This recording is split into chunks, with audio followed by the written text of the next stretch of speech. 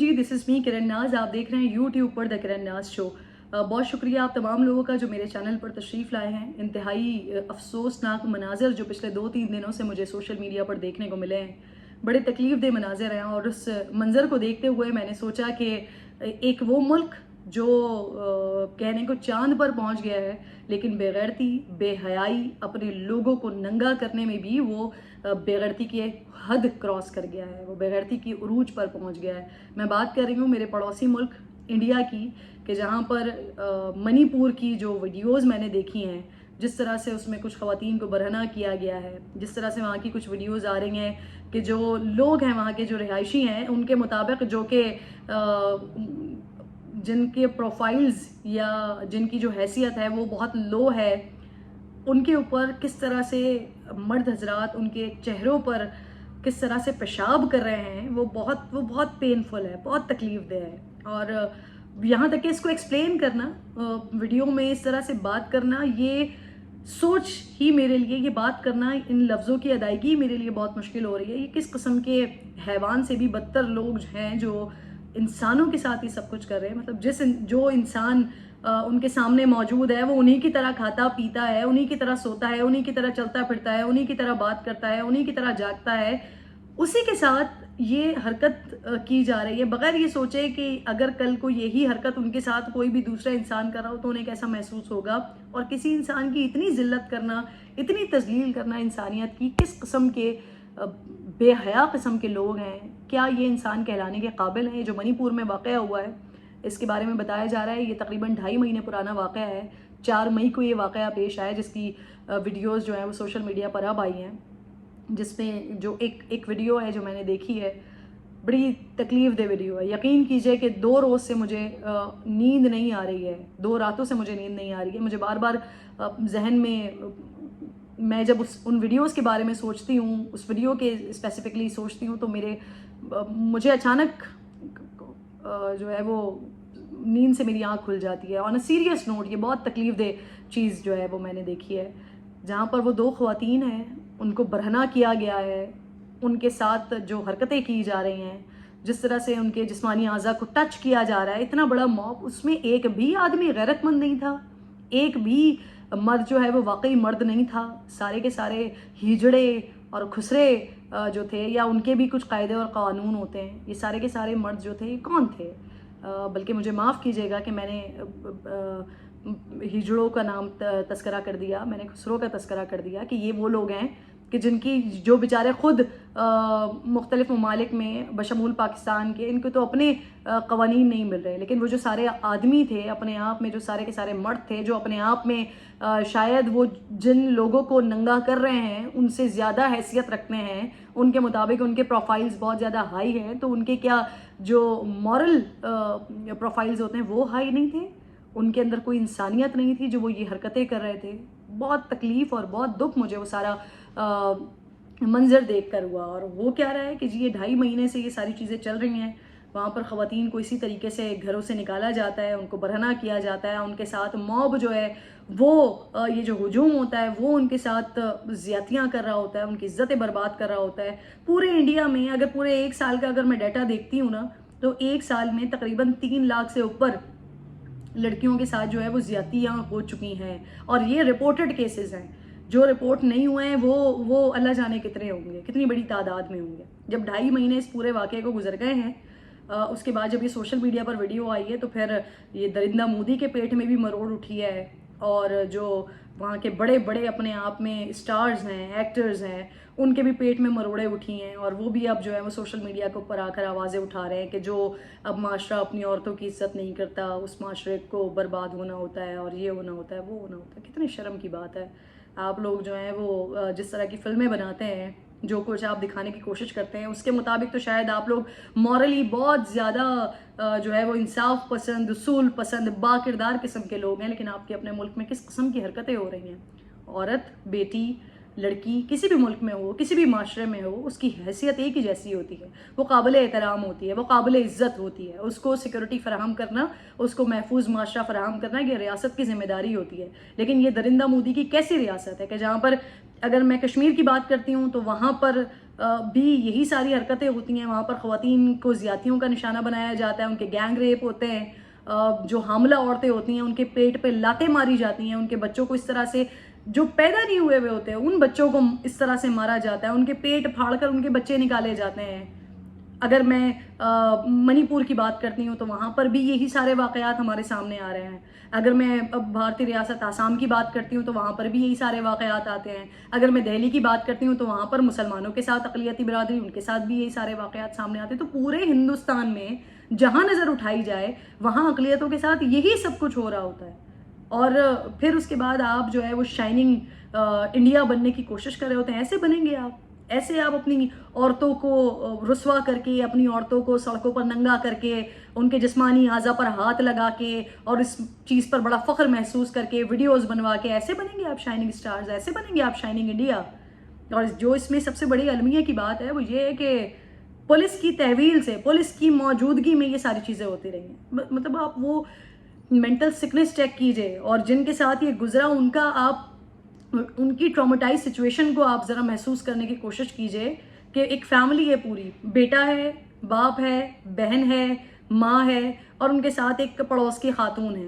वो 5 लोग यही सारे फसादात और यही सारी हरकतें देख के वहाँ से भाग रहे हैं और पुलिस उनको अपनी तहवील में लेती है और फिर वो मॉब पुलिस के ऊपर आता है और पुलिस की तहवील से वो अपनी तहवील में लेते हैं और फिर पुलिस के सामने 50 साल की खातून को बरहना किया जाता है, 40 साल की खातून को बरहना किया जाता है, 20 साल की खातून को बरहना किया जाता है।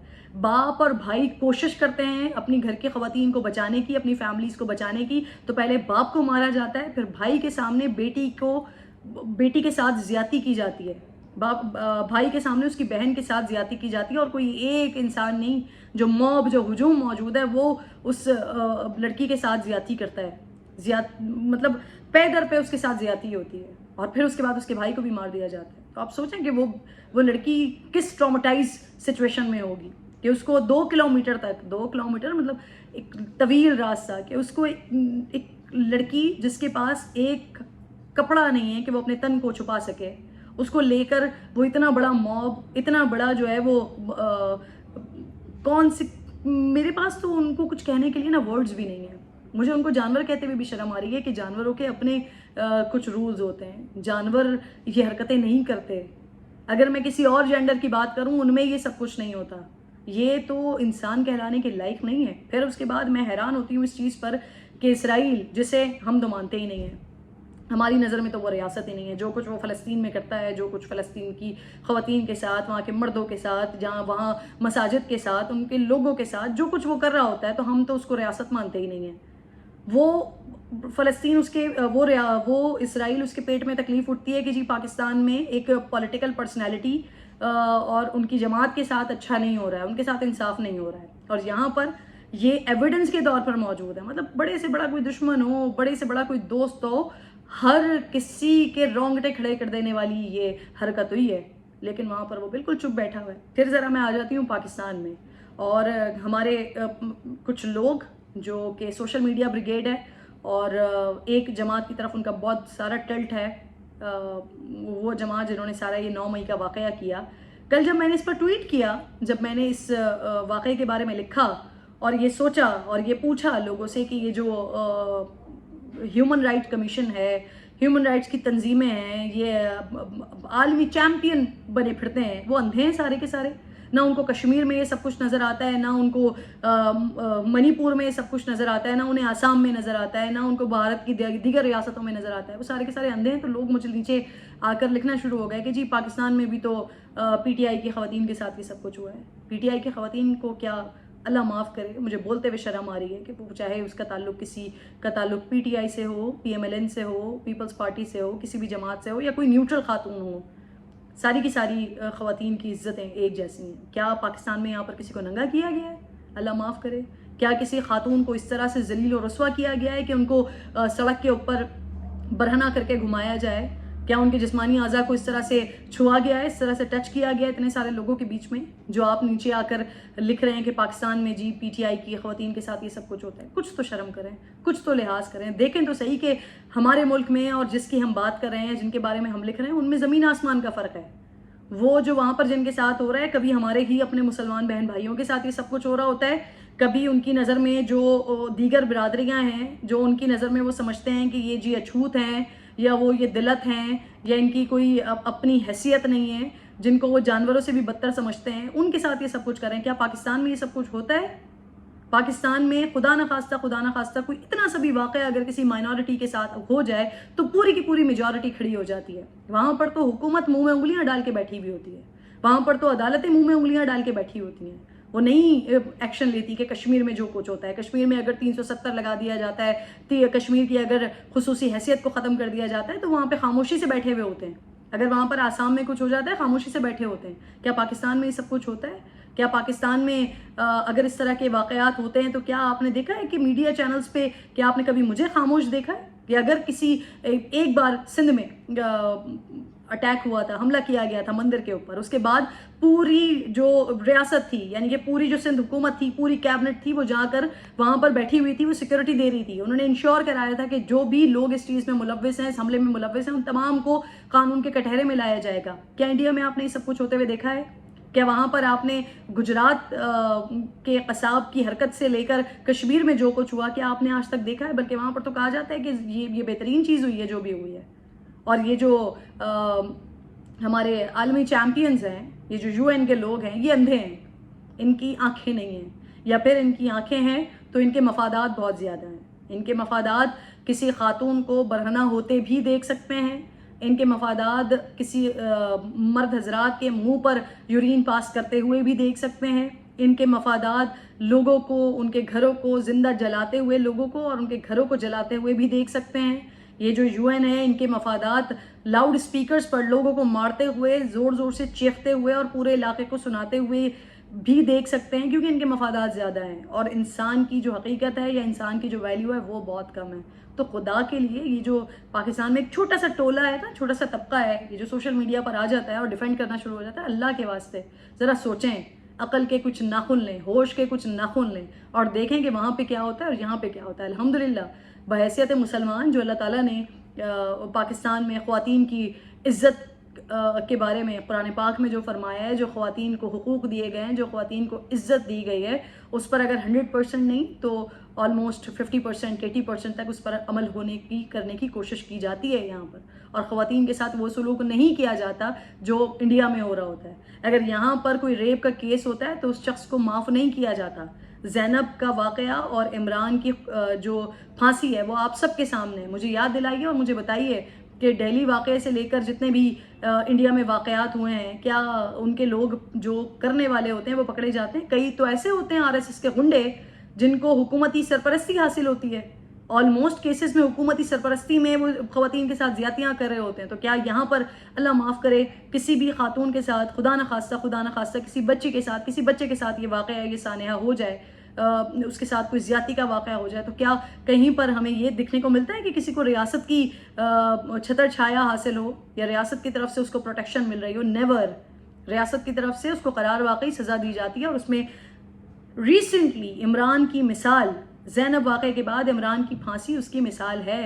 इंडिया से हम ऐसी कोई मिसाल नहीं दे सकते हैं। बहरहाल जी, मैं उन तमाम आलमी चैम्पियंस को मुबारकबाद पेश करती हूँ, उनके अंधेपन पर मुबारकबाद पेश करती हूँ कि जिनको इतना बड़ा सानेहा नज़र नहीं आता। और मैं इंडिया को भी इस चीज़ पर वैसे मुबारकबाद पेश करती हूँ कि आपके पास मूवी बनाने के लिए कंटेंट आ गया है। अब 1 डेढ़ 2 साल के बाद आपके पास कोई ना कोई मूवी ज़रूर होगी, और जो कि आप लोगों का एक वो है, एक ट्रेडमार्क है कि अभी मैंने रिसेंटली 2-4 मूवीज़ देखी हैं और आपने हर चीज़ का मलबा उठाकर पाकिस्तान के ऊपर डालने की कोशिश की है। तो फिर यहाँ से भी कोई ना कोई आपके जो वो चैम्पियंस हैं, आपके जो स्टार्स हैं, वो उठेंगे और कहीं ना कहीं इन चीज़ों में भी पाकिस्तान के ऊपर शायद मलबा डालने की कोशिश कर दें। लेकिन आप इन हरकतों से शायद अपने बॉलीवुड को तो चकाचौंध कर सकते हैं, अपने बॉलीवुड को आप ज़बरदस्त कर सकते हैं, लेकिन आप इंसानियत का जो एक मयार होता है उससे तो आप गिर चुके हैं। चांद पर आप पहुंच गए, लेकिन इंसानियत के मयार से आप बहुत ज़्यादा गिर चुके हैं। और ये हरकतें जो है ये मैं पाकिस्तान में रहने वाले लोगों से गुजारिश करती हूँ कि खुदा के लिए कंपैरिजन ना किया करें। बदतरीन हालात हैं वहाँ पर। वो लोग जो पहले कहा करते थे कि अल्लाह का शुक्र है कि जब ये पार्टीशन हुआ तो हम वहाँ पे नहीं गए वो मुसलमान, वो आज अफसोस करते हैं इस बात का कि जब पार्टीशन हुई तो हम वहाँ पर क्यों नहीं गए। वहाँ के जो हिंदू बिरादरी हैं, बहुत सारे लोग जो जो जिनका उनकी नज़र में जिनकी हैसियत बहुत ही कम है, जो ब्राह्मण नहीं है या जो दीगर नहीं है, वो निचले तबके के हैं उनकी नज़र में, वो भी इस चीज़ पर अफसोस करते हैं कि काश हम उस वक्त चले जाते तो ज़्यादा बेहतर होता। माशी हालात हमारे बुरे हैं, हमारे पॉलिटिकल हालात बुरे हैं, लेकिन कम अज़ कम इंसानियत की ऐसी तो ज़िल्लत नहीं है जो हमारे पड़ोस मुल्क भारत में है, कि जिनको अपना पड़ोसी कहते हुए भी शर्मिंदगी का एहसास होता है, जिनको अपना पड़ोसी कहते हुए भी अपने आप में एक ज़िल्लत महसूस होती है। अपना बेहद ख्याल रखिए। इंशाल्लाह अगली वीडियो में आपसे मुलाकात होगी। अल्लाह ने के बाद।